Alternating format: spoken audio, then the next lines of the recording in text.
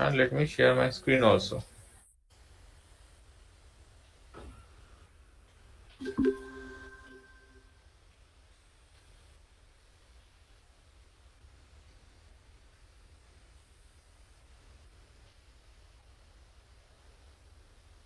I hope the screen is visible. Yes, sir. Okay, so Yes, sir. in our last class we're talking about our single phase half wave rectification, and we completed that how a freewheeling diode will be helping. Means how the freewheeling diode will be making the current more or less a DC current. Correct. That is what we did in the last class. Okay, so continuing with that one only. Now what we're talking about, we're talking about an other source load. Okay, if you recollect, this is what we talked about, that how the current is almost, see, almost the current is a straight line. Okay, so that is what we are talking about when we used a freewheeling diode. Now we are talking about an RL source load. So what about an RL source load? So as you can see that this here, the we are supplying power from a AC source to a DC source. Okay. So as you can see that the load consists of a resistance, inductance, and a DC voltage. So we are starting the analysis at omega t equal to 0. What we are assuming that the initial current is 0 and recognizing that the diode will remain off as long as the voltage of the AC source is less than the DC voltage. Okay. So just wait a second.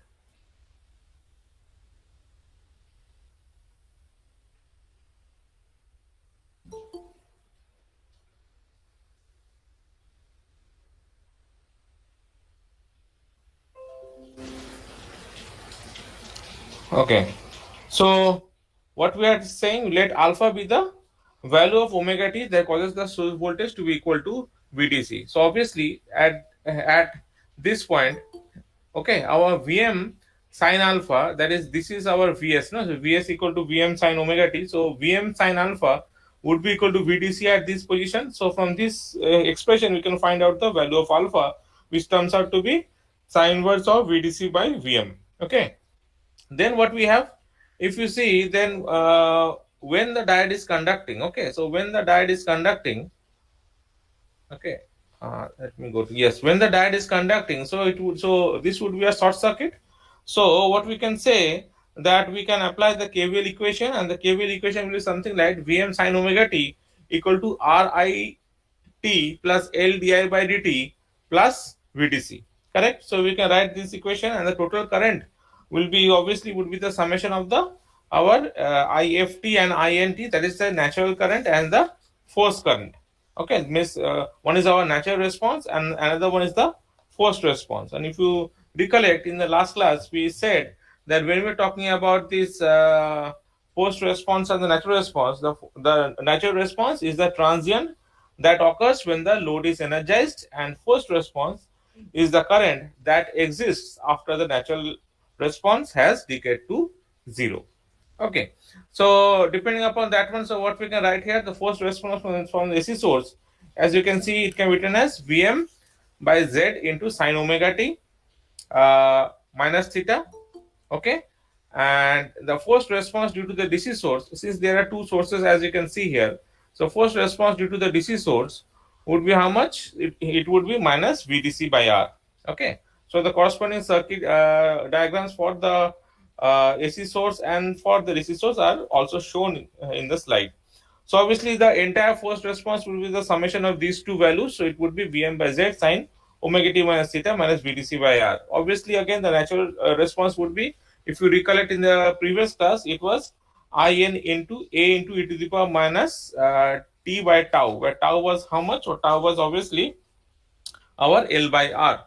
So using that equation only, what we can write? So we can write this expression, that is the natural response is In t equal to A into e to the power minus t by tau. So the summation of these two responses, that is the forced and the natural response, would be Vm by Z sin omega t minus theta minus VDC by R plus A into e to the power minus omega t by omega tau. Okay, we are just multiplied by omega t on both the numerator and the denominator in this expression. Okay, so obviously this the current will be flowing. See, if you have observed the waveform carefully, that whenever the source voltage actually exceeds that the DC voltage, then only the current will start to rise, and whenever the source voltage goes down, means when the source voltage is below the DC voltage, the current will be start to decrease. Okay, and it will be stopping to conduct at omega t equal to beta. Okay, so basically what we can say that here beta is the extinction angle at which the current reaches zero. Okay, we can say that the beta is the extinction angle at which the current reaches zero. Because of it, what we can write our I omega t as, see, it can be written as Vm by Z sin omega t minus theta minus Vdc by R plus A into e to the power minus omega t by omega tau for alpha greater than equal to omega t less than equal to beta. Means for this region only, from alpha to beta only, the current is operating. So obviously the current value or the current expression for this portion is given by this expression. Okay, and it would be zero otherwise. Now what we have to find out the value of this constant A. Okay, so what we are using the initial condition. See, at the starting point, that is at I alpha, means at I omega t equal to alpha, it no means the value is zero of the current. So we are putting that expression. So if we put I omega t equal to alpha equal to zero in this expression, then we are getting the expression of A equal to this one. So what we can do, then the total value of the current would be can be taken to be that I omega t Vm by Z. Obviously Z is the impedance of the line, sin omega t minus theta minus Vdc by R, plus in place of A we will be writing this expression.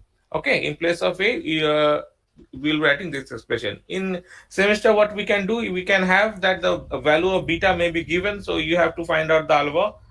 You may have to find out the value of alpha. Like this way, many types of problems can be given for this type of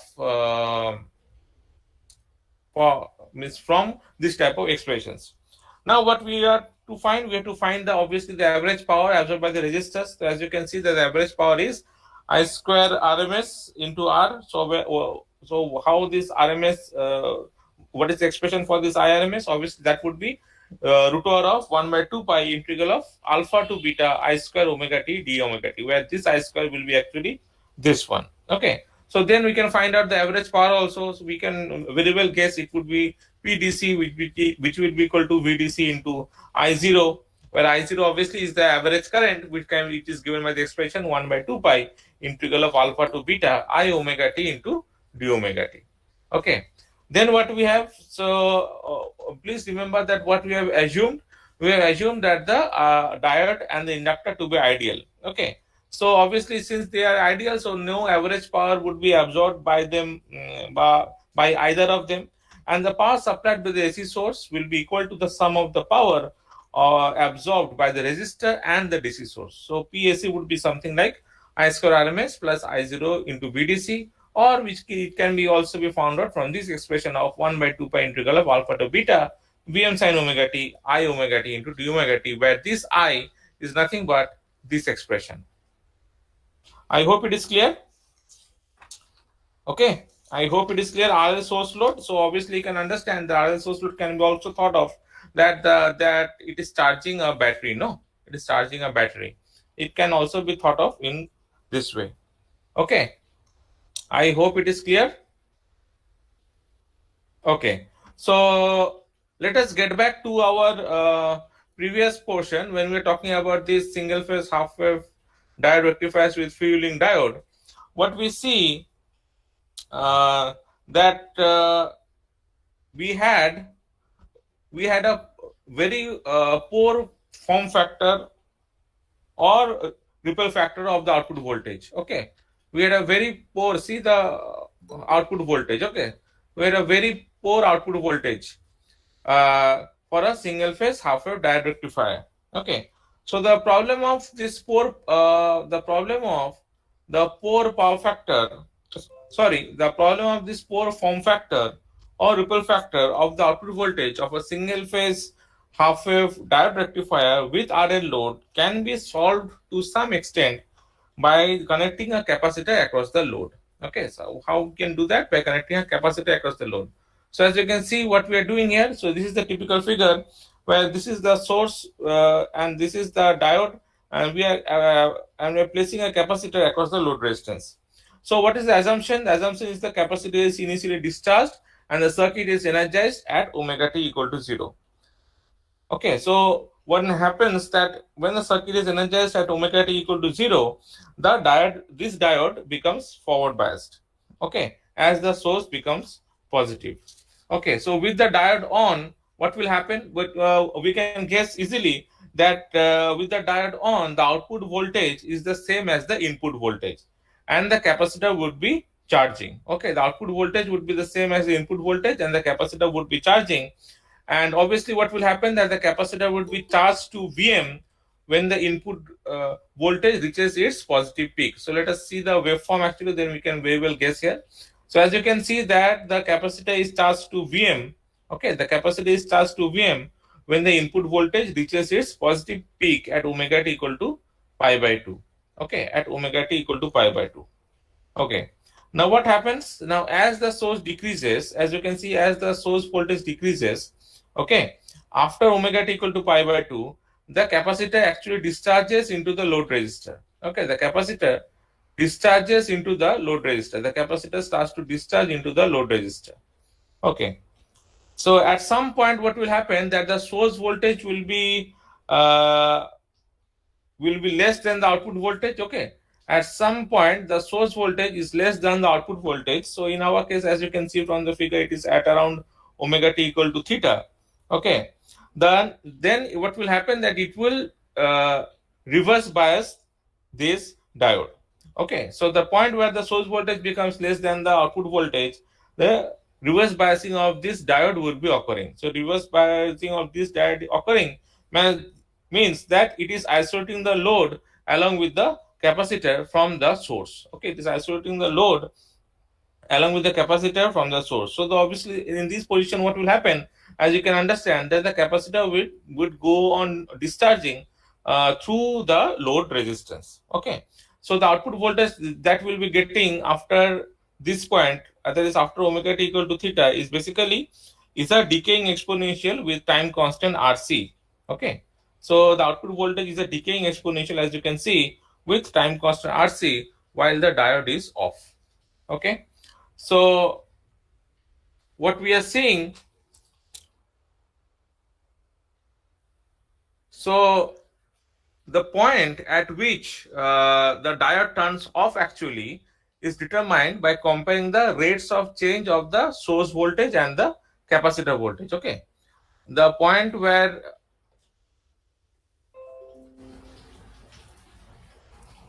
the diode turns off, okay, the point where the diode turns off is determined by comparing the rates of change of the source voltage and the capacitor voltage. Okay, the diode turns off, please remember that the diode turns off, I think I've written that one, yes, the diode turns off when the downward rate of change of the source exceeds that permitted by the time constant of the RC load. Okay, the diode turns off when the downward rate of change of the source exceeds that permitted by the time constant of the RC load.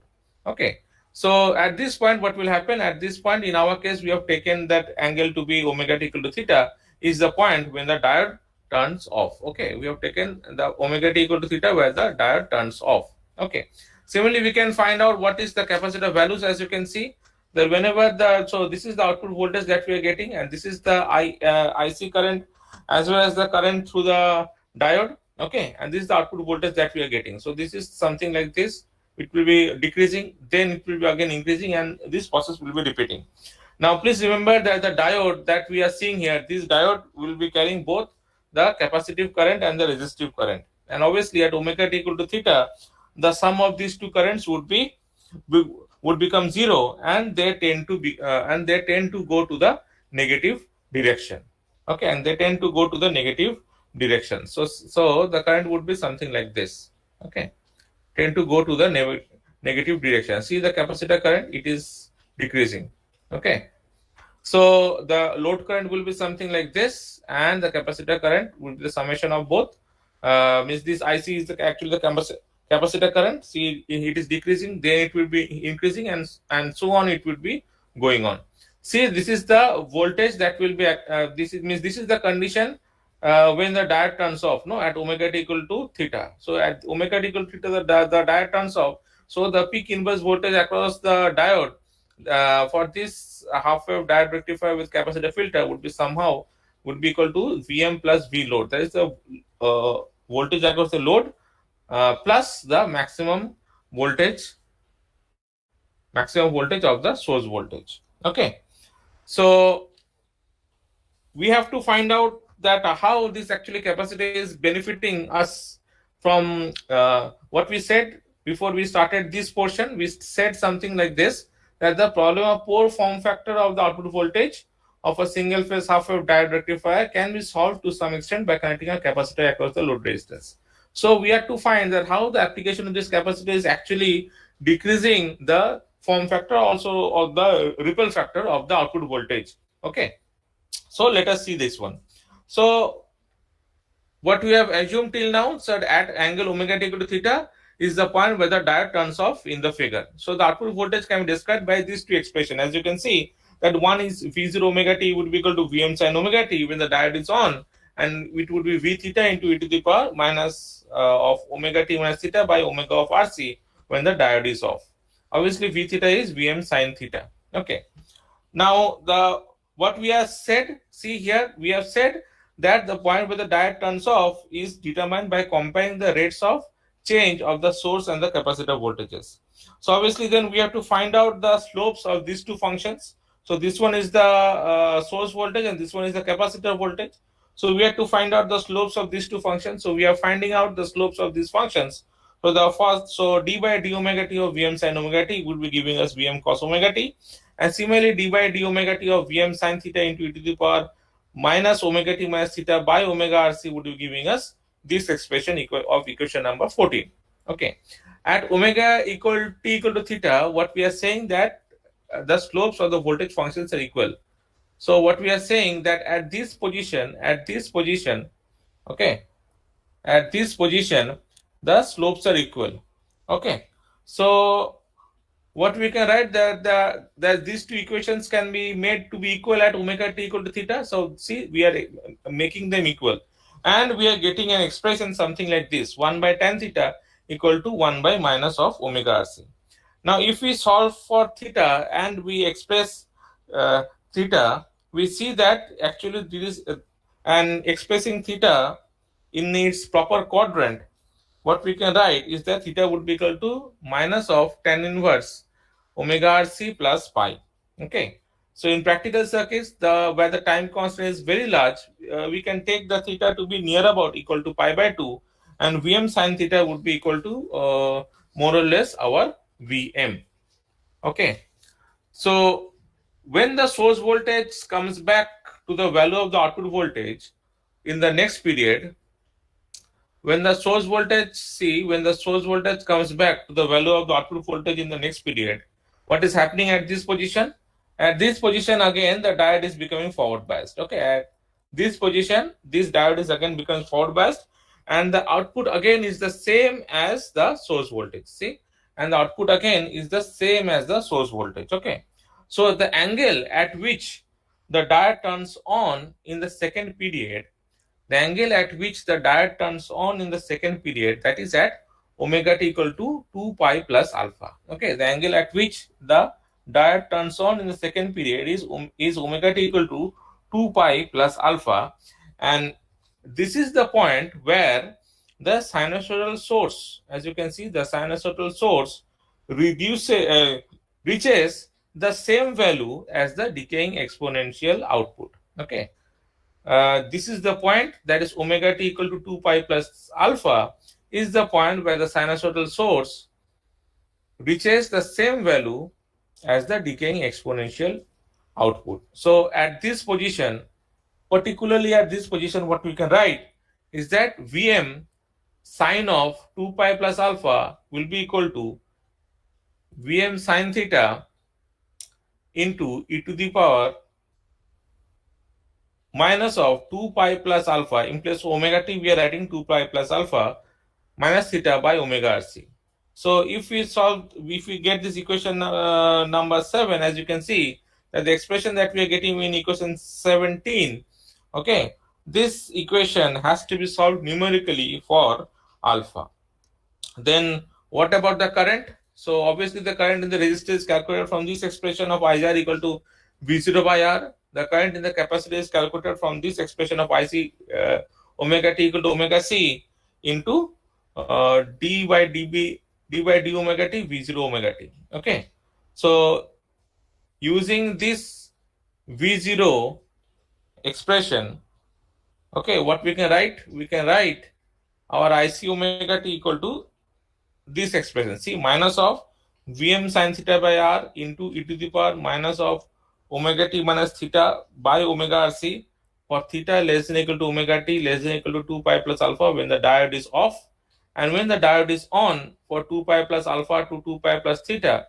When the diode is on, it can be IC omega t would be equal to omega C Vm cos of omega t. So as you can see, this is the expression number 18, and the source current is the same as the direct current. So IS would be equal to ID, would be equal to IR plus IC. Okay, and please note that the average capacitor current is 0. Again, why? Because we have assumed a pure capacitor, so average capacitor current is 0. So the average diode current is the same as the average load current. Okay, the average diode current is the same as the average load current. Now, what we are seeing from this half-wave diode rectifier with capacitor load, that since the diode is on for a very short period of time, in each cycle the peak diode current is generally much larger than the average load current. Okay, since the diode is on for a short time in each cycle, the peak diode current is generally much larger than the average diode current.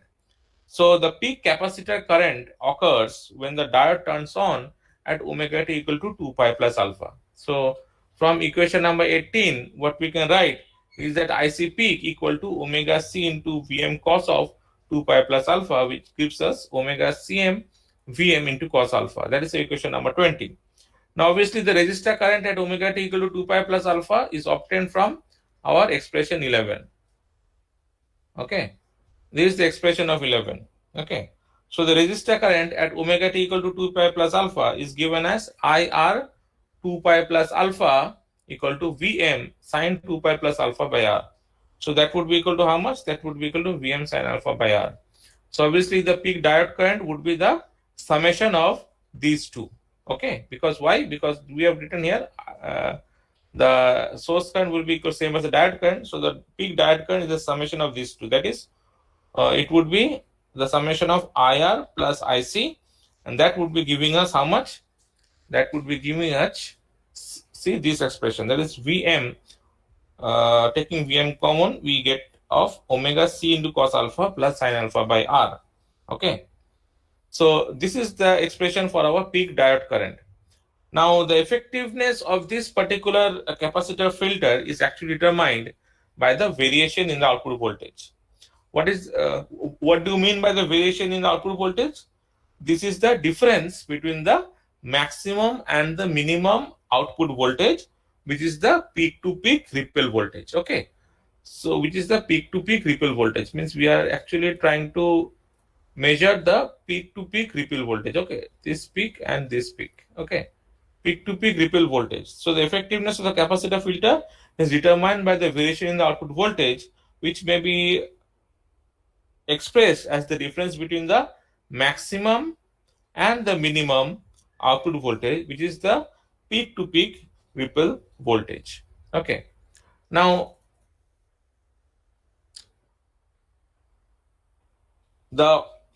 for the half-wave rectifier, what is happening, that the maximum output voltage is Vm, okay, and the minimum output voltage, as we have seen from that figure, occurs at omega t equal to pi 2 pi plus alpha. Okay, so this is the minimum voltage and this is the maximum voltage. Okay, so the maximum voltage is Vm and the minimum output voltage occurs at omega t equal to 2 pi plus alpha. Now this value can be computed from the expression of Vm sine alpha. Okay. So the peak to peak means we can write this expression as Vm sine alpha.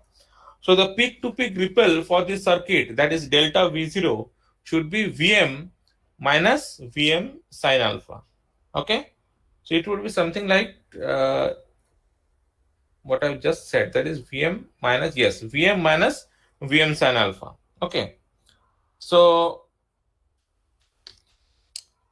as you can see, that in circuits where the capacitor is selected to provide a nearly constant DC output voltage, the RC time constant is very large compared to the period of the sine wave. Okay, compared to the period of the sine wave, and because of which we can say that we can actually take the alpha to be nearly equal to the pi by 2. Okay.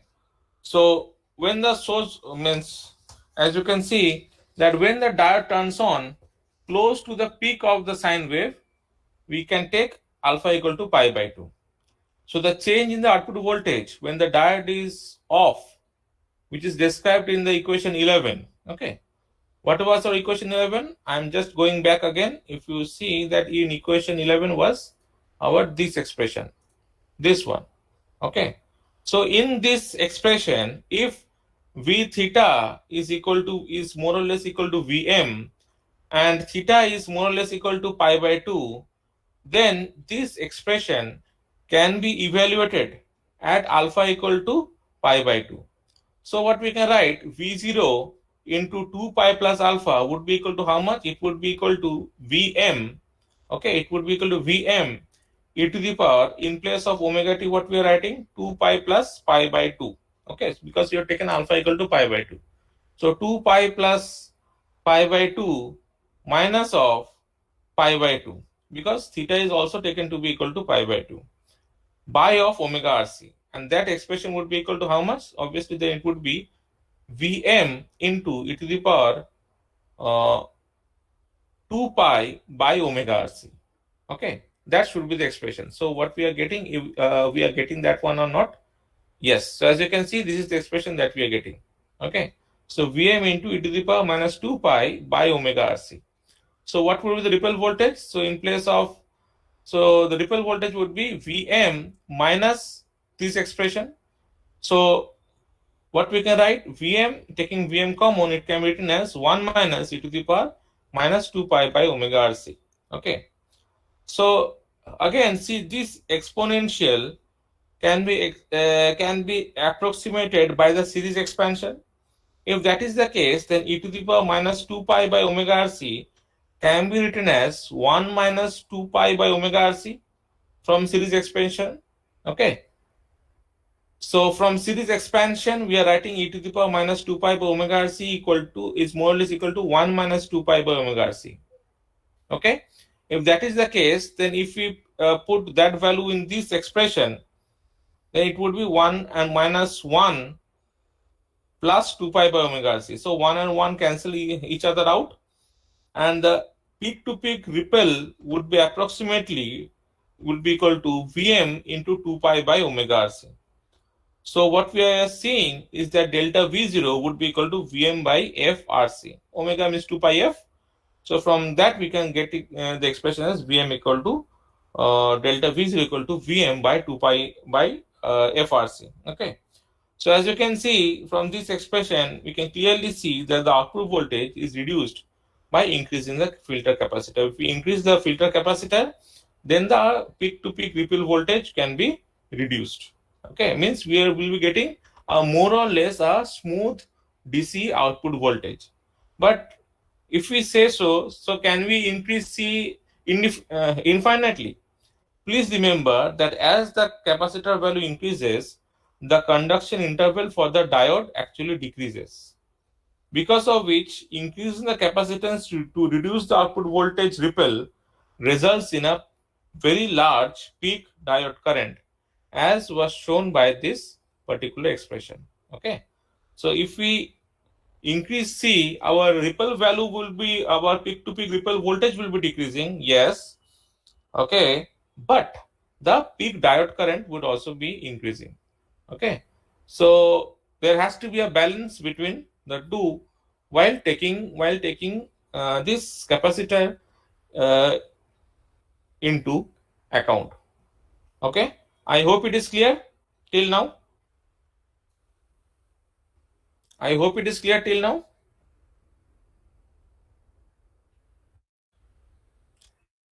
Hello.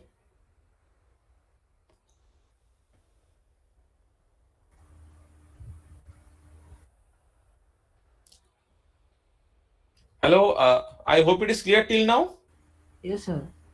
Okay. Yes, sir. Let me stop presenting and let me start the next slide. Okay. So with this, we finish our single phase, half wave, uh, uncontrolled diode, means uncontrolled rectifiers. Okay. When we're talking about uncontrolled, it specifically means it is a diode rectifier only. So let me stop the presentation, first one, and start with the other one.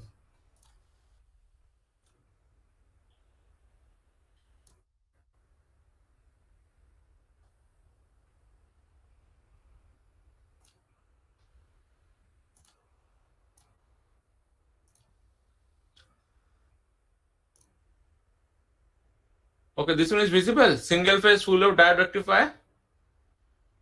Yes, sir. Okay. So first of all, we in the first two lectures we completed about our single phase half wave uncontrolled rectifier. Now we'll be talking about our single phase full wave diode rectifiers or single phase full wave uncontrolled rectifier.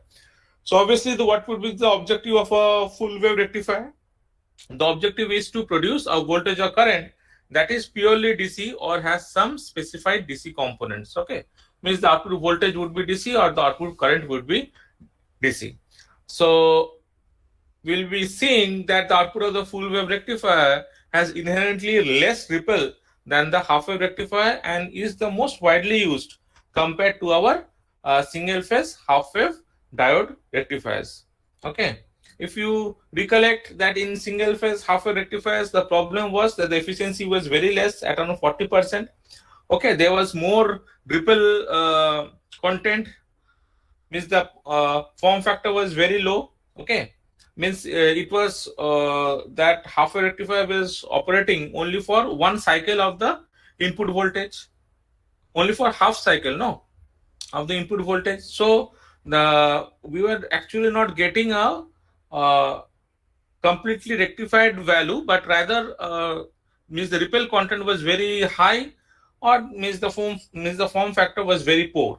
Okay, so to take care of those ones, we go for this half wave rectifiers. Okay, means to take care of this, we go for this full wave rectifiers. Now this full wave rectifiers actually are of have two types of configuration. Number one is our bridge rectifier, and number two we have our center tapped transformer. Okay, so let us see them one by one. First of all, what we have our bridge rectifier. So as you can see that okay, I hope the screen is visible. Yes, sir. Okay, so as you can see here, we have a single phase full wave diode rectifier with center tap transformer. Okay, now if we go for this, if we see this circuit diagram properly, we can clearly understand that that one diode conducts at a time. At one time, only one diode conducts. Okay, and as you can see that the load current can never be positive, means can never be negative, and can be positive or zero. Okay, the load current can never be negative, but it can be positive or zero. So as you can see that as the so if this is the source voltage, okay, see the output voltage. So whenever in the first position, what we can see is that for this position our diode D2 is conducting, and for this position our diode D1 is conducting. Okay, and that's why the total output voltage would be something like this. Here, see, VD2 is conducting, and here VD1 is conducting. Okay, see, what would be the peak inverse voltage of this center tapped transformer? The peak inverse voltage can be easily found out from the KVL equation. Okay, so you can write in this way. Let me write it down here itself. Okay, so we can, what we can do is that, suppose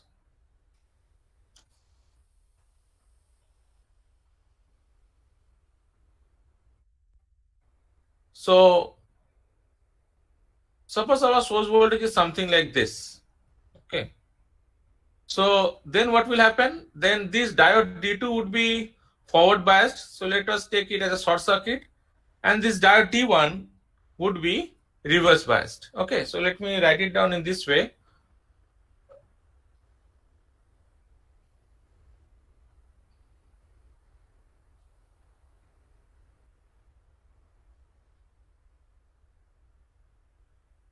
So here is our diode D2 and here is our diode D1, and this is the peak inverse voltage, PIV. So as you can see that what will happen, that I am writing in this way, you can do it in other way also, that's not an issue. So if this is the maximum of the source voltage, VM.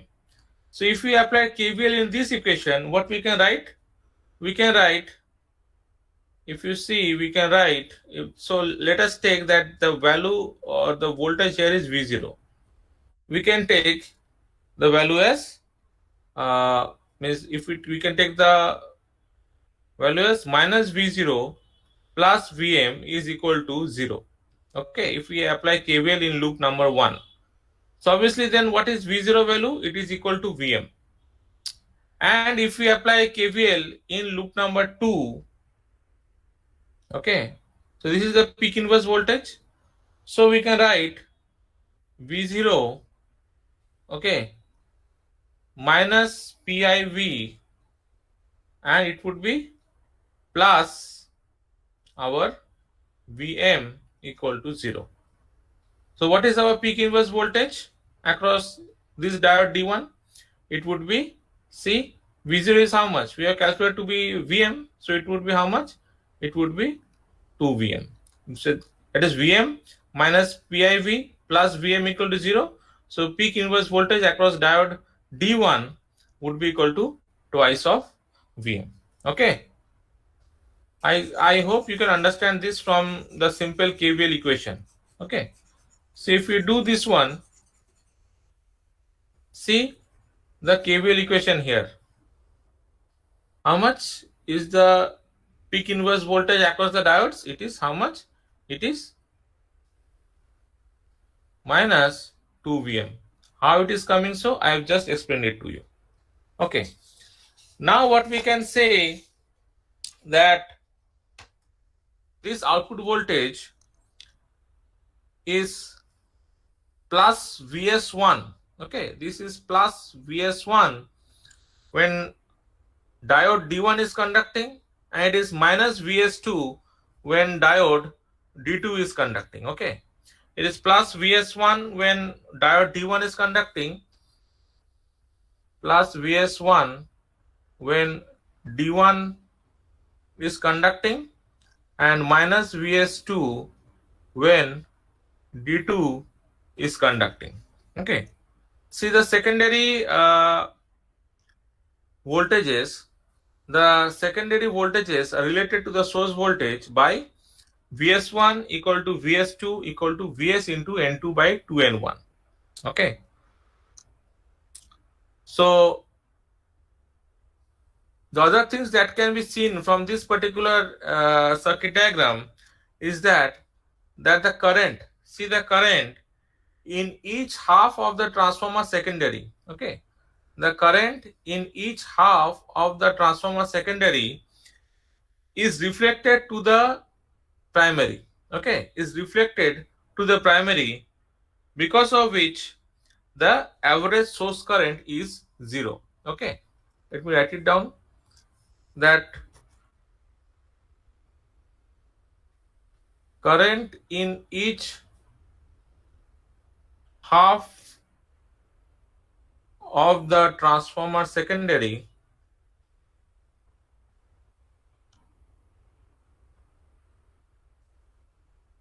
is reflected to the primary, resulting in an average source current of 0. So the average source current of this particular circuit is 0. It can be clearly seen from this figure that this transformer is providing an electrical isolation.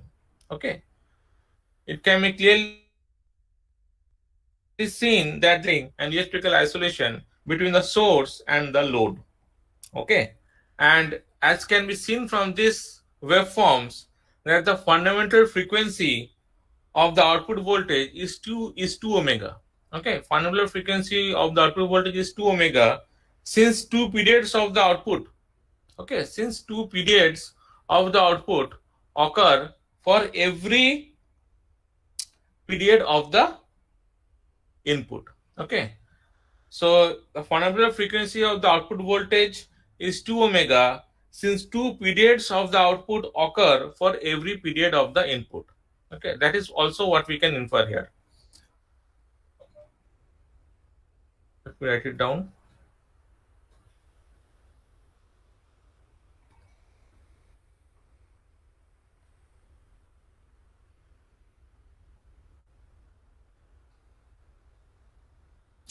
Fundamental frequency of the output voltage is 2 omega since two periods of the output occur for every period of the input. Okay.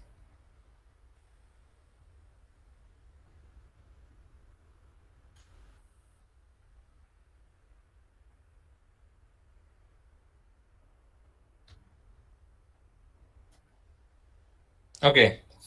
Now, as you can see that this center tap transformer has only one diode voltage drop between the source and the load, making it desirable for low voltage, high current applications. Okay. So only since there is only there is only one diode voltage drop between the source and the load. Okay, it becomes desirable for our uh, low voltage, high current applications. Okay, because there is only one diode voltage drop between the source and the load. Okay, I hope it is clear till now. I hope it is clear till now. Okay. Yes, sir. So now what we'll be doing is that we have to find out the obviously what we did in the previous cases also we are finding out the performance parameters. No, the average voltage, load current, RMS value, efficiency, form factor, and those things we'll be finding out from this single phase full wave center tapped is single phase full wave direct rectifier with center tap transformer. So let us find out the average output voltage. Let us find out the average output voltage. So the average output voltage would be equal to how much? Tell me. That is average output voltage is how much? It is VDC, correct? So VDC equal to 1 by 2 pi integral of 0 to 2 pi Vm sine of omega t dt. Okay. So if you solve this one, how much it comes out? So 0 to 2 pi. 2 Vm by pi. 2 Vm by pi, correct. Okay. So the answer is 2 Vm by pi. Let me write it down sideways. Okay. 2 Vm by pi. That is how much? 2 by pi is how much then? Around 6, 3. I think around 0.6366 it should be coming. Okay. That is the average output voltage. Oh, okay. Then obviously what will be the average load current? So average load current can be written as IDC equal to how much? It would be VDC by R. So it would be 0.6366 Vm by R. Then we have what? The RMS value of the load voltage. Can anybody tell me what would be the expression?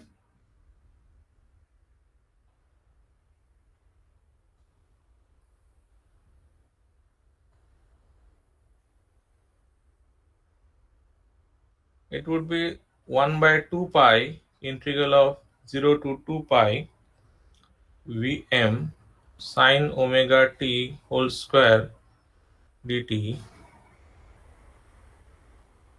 What would the expression?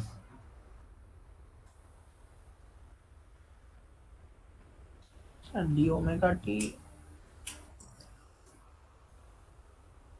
It would be Vm by root 2. Correct. It would be Vm by root 2. Okay. So obviously then the RMS value would be what? RMS value of load current. Sir ওটা DT হবে না D omega t হবে, মানে 1/2 পাই 0 to 2 পাই এটা। কোনটা এটা? হ্যাঁ হ্যাঁ, ওটা বোঝা যাচ্ছে ডি ওমেগা টি হবে, ঠিক আছে? So if we solve this one, it would be IRMS equal to how much? VRMS by R. So that would be equal to VRMS by R. So it is Vm by root over 2. So it would be Im by root over 2. That is Vm by R. That is Im. Okay. So Im by root over 2. So now let us find out the efficiency. Efficiency, it would be how much? If you recollect, it would be PDC by PAC. Okay. So find out the value of efficiency.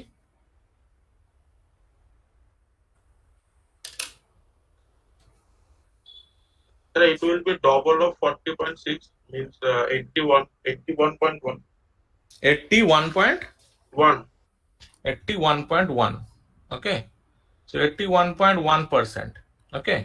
So if you recollect, if you have the previous class notes along with you in the class of single phase half wave rectifier with RL load, with R load, we also find out the efficiency, no? So in case of a efficiency of having a half wave rectifier, what we had, what was the value? It was around 40.5%. So there is a considerable improvement in the efficiency while using a full wave uncontrolled rectifier. Correct? Okay. Then what we have to find out our form factor. What was our form factor? It was the ratio of the RMS by our VDC. Okay. So form factor would be equal to VRMS by VDC. What is the value? It is very simple. We can see the value actually. What will be the value? VRMS by VDC?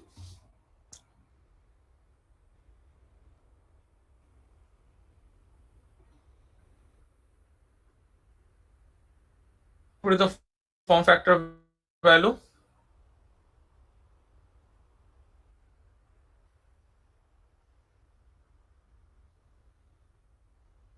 Yes. What would be the form factor?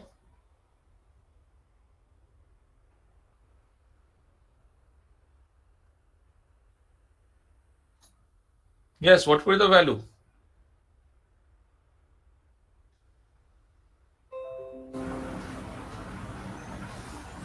If you solve it, it comes out to be at around 1.11. Okay. Then what we have the ripple factor also. So it would be form factor square minus 1. Okay.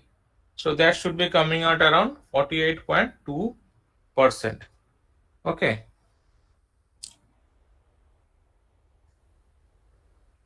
48.2%. Okay. Okay. So you can find the ripple factor in this way also. Then what we have to find out? We have to find out the RMS value of the transformer secondary current.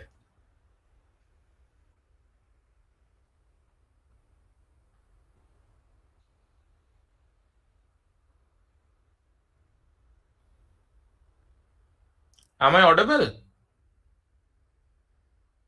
Yes, sir. Oh, so RMS value of transformer secondary current. Okay, so that would be IS would be equal to how much? Obviously, it would be 0.5 Vm by R. Okay, it would be 0.5 Vm by R. Why 0.5?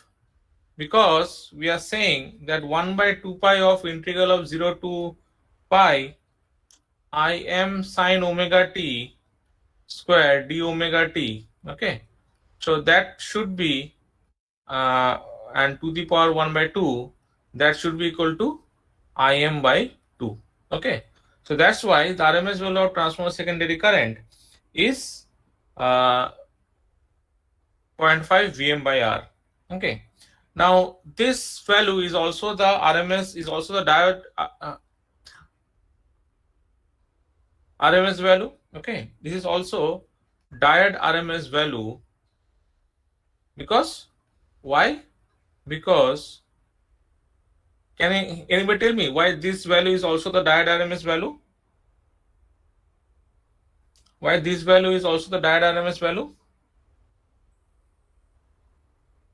Can anybody tell me why this value is also the diode RMS value? Because only one winding, okay, is operating. Only one winding is operating for half cycle only. Okay, this is also diode RMS value because one winding is operating for half cycle only. Okay, only one diode is operating for half cycle only. Okay, so then what we have to find out? So obviously we have to find out the volt ampere rating of the transformer. So let us find out the volt ampere rating. So we have to find out the volt ampere rating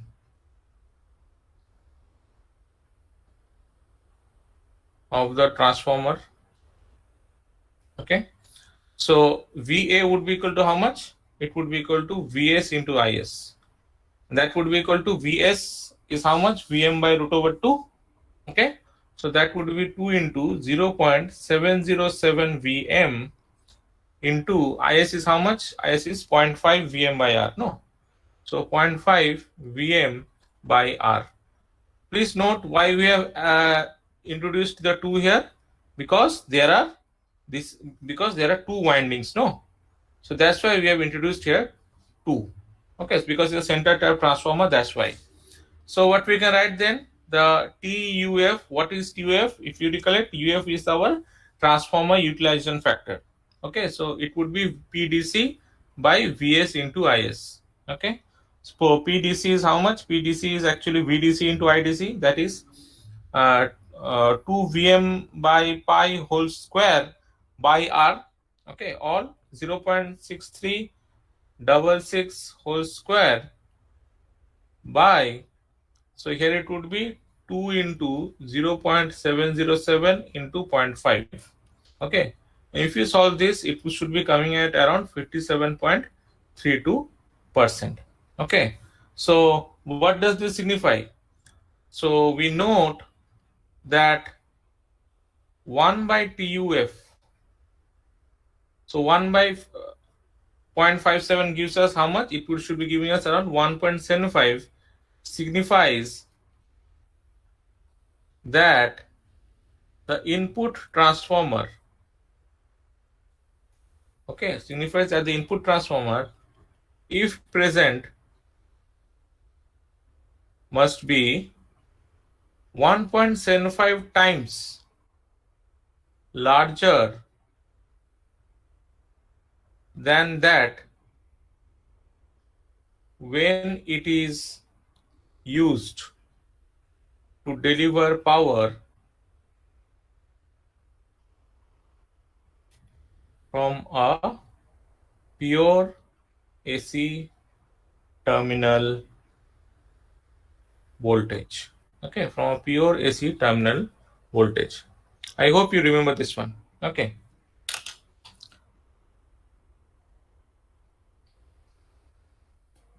Now The other performance parameters that we have to find out is our peak reverse voltage. What was our peak reverse voltage?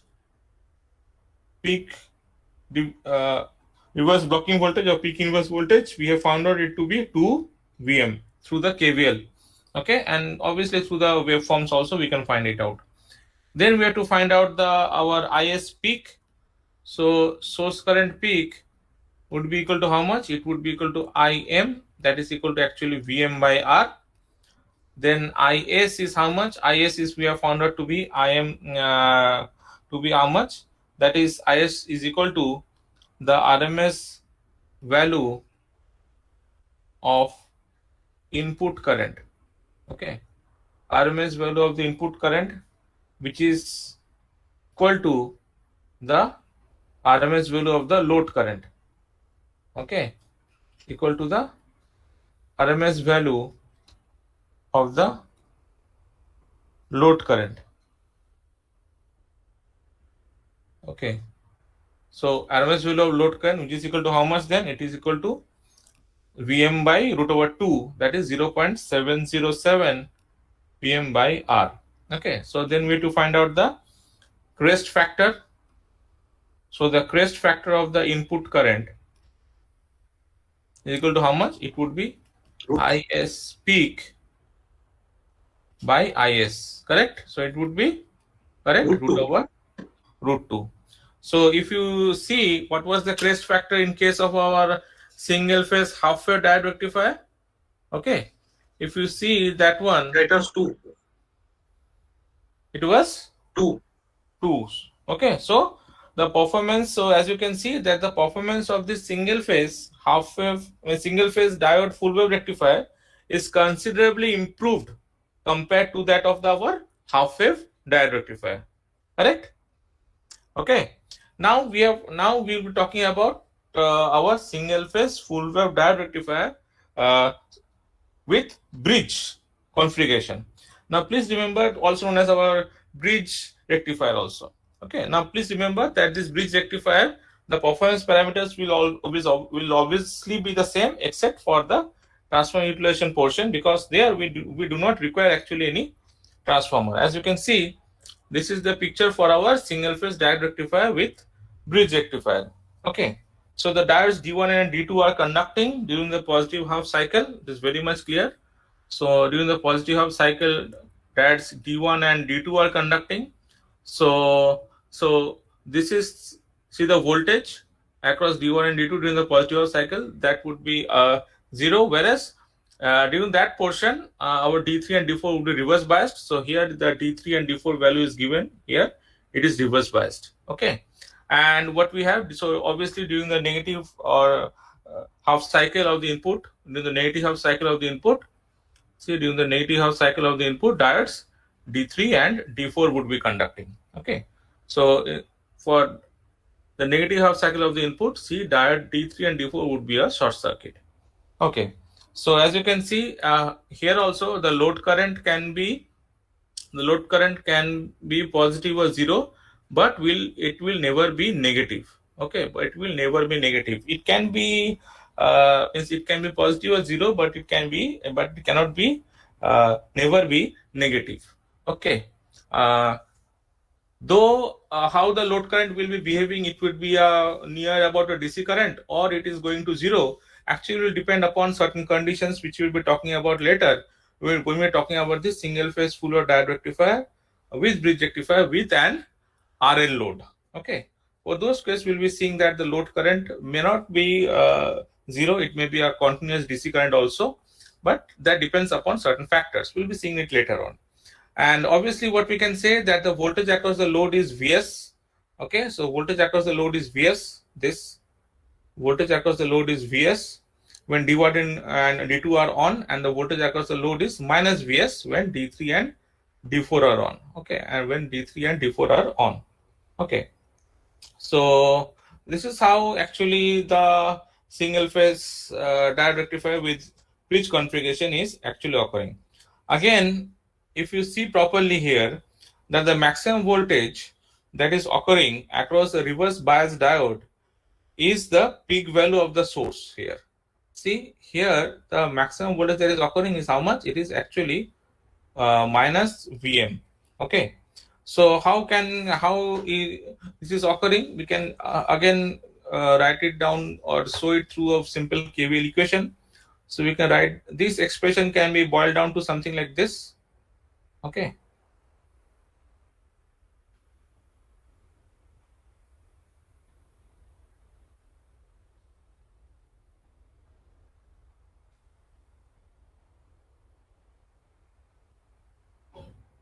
Okay. We can write it down something like this. So D1, 1, 2, 3, 4. Okay. ঠিক আছে 1 2 3 4. So what is happening? So this is our source voltage Vm. So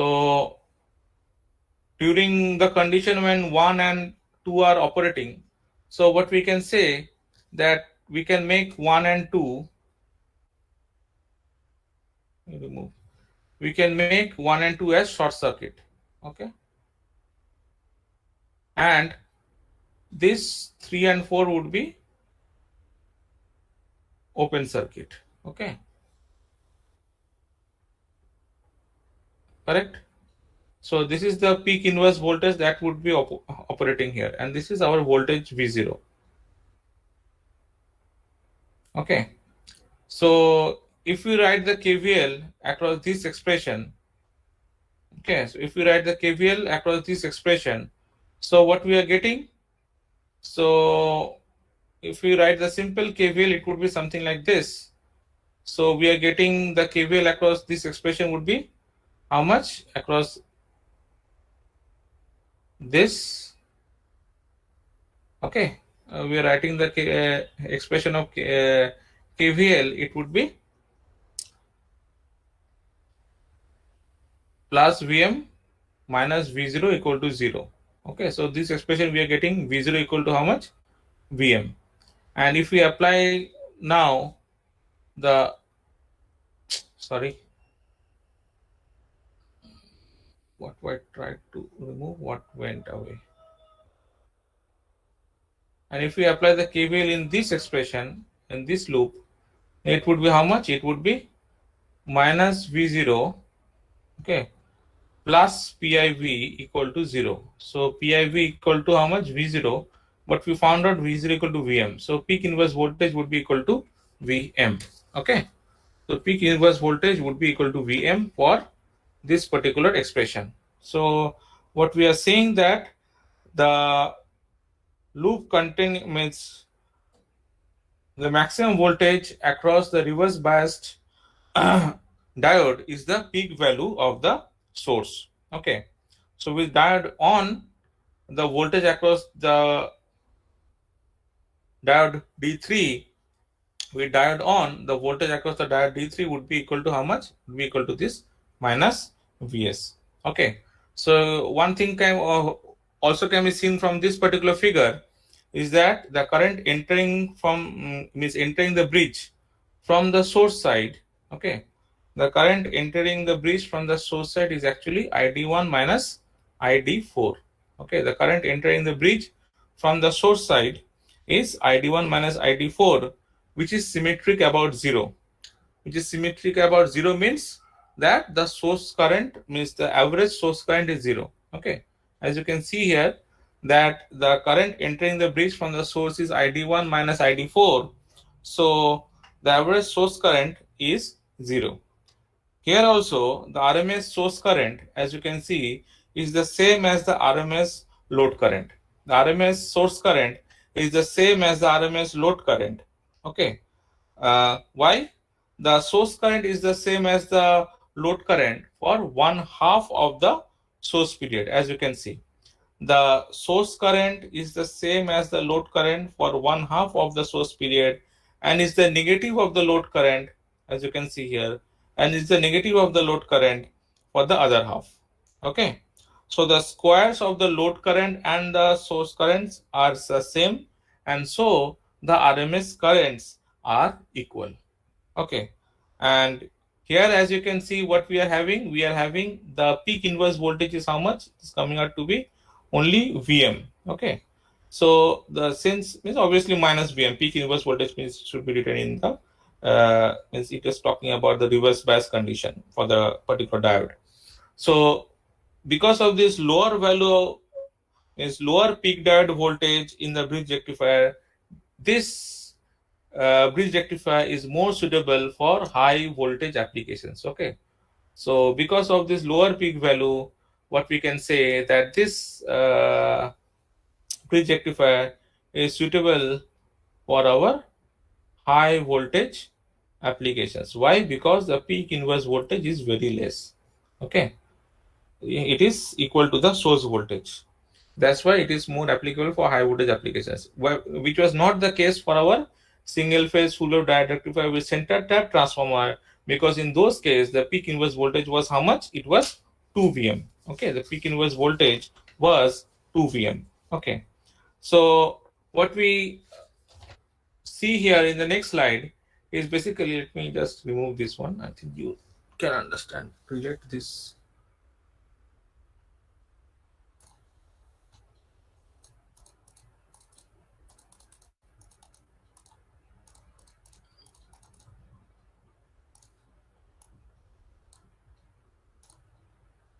Okay, so after a transient that occurs during startup, the load current, what would be? The load current I0 reaches a periodic steady state condition. Okay, so as you can see, this is the periodic steady state condition of the I0 current.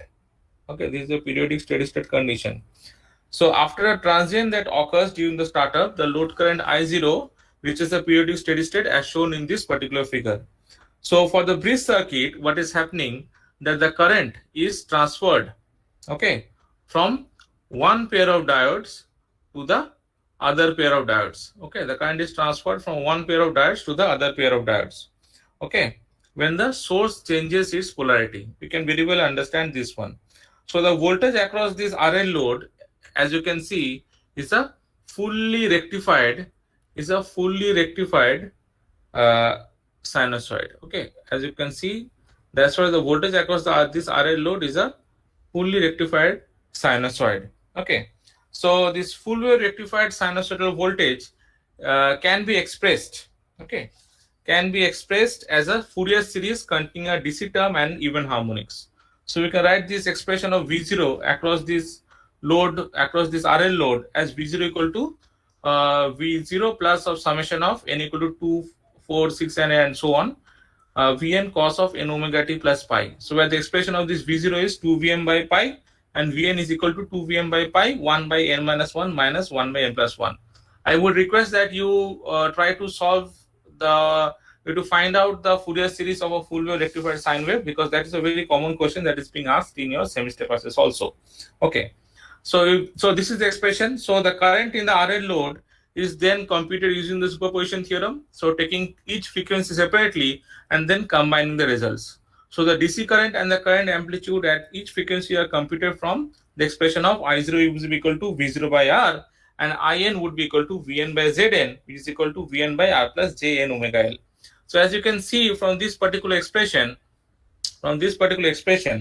that as the harmonic number increases, okay, as the harmonic number increases, the voltage amplitude actually decreases. Okay, so for an RL load, the impedance Zn, so for an RL load, the impedance Zn increases as our harmonic number increases. Okay, so as the harmonic number increases, the impedance Zn increases. Okay, so the combination of this decreasing Vn and increasing Zn makes In decrease rapidly for increasing harmonic number. Okay, for increasing harmonic number. So therefore এবার what তো will বলবেন happen? ওটা, আরেকবার তো বলবেন। Tumar, please note here, for RL load the impedance Zn is equal to how much? R plus Jn omega L, correct? So if n increases, okay, Zn also increases. Okay, Yes. and we can see from this expression also, from this expression, that if n increases, V actually goes down. Okay, the amplitude of the voltage decreases. Okay, so the combination of increasing Zn and decreasing Vn, okay, makes In decrease rapidly for increasing harmonics. Means for any harmonic, the harmonic current would be decreasing.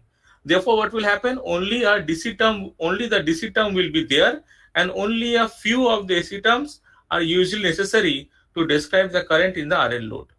ওকে, তাহলে আমরা যেটা বলতে চাইছি যে as the হার্মোনিক number increases, আমার হার্মোনিক current ভ্যালুটা decrease করবে, যার ফলে only the DC term and very few of the AC terms are usually necessary to describe the current in an RL load. Okay, in some applications what we may take, in some applications the load inductance may be taken to be much larger. Okay, for instance, may be relatively large. Okay, in some applications the load inductance may be relatively large. So if the AC means if the inductive impedance for the AC terms in the Fourier series, okay, if the inductive impedance for the AC terms in the Fourier series effectively eliminates the AC current terms in the load current will be what? It would be essentially a DC current.